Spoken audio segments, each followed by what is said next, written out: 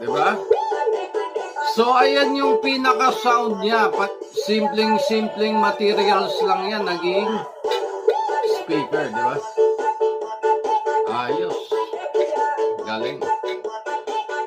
Alright. So, yan yung ating conduction speaker na napaka-unique, na napakagaling, na simpleng-simple lang itsura, napakaliit, napaka-compact, pero pwede mo rin siyang gamitin halimbawa sa lamesa, sa marble top, sa kitchen top nyo.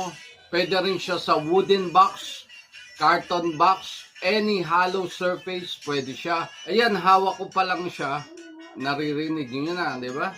Paano pa pag pinatong ko siya sa isang hollow surface, gaya nito. Oh, di ba? Ang galing. Napaka-unique ng features niya. Okay, ulit. Ayan. Ipatong natin ulit. Alright.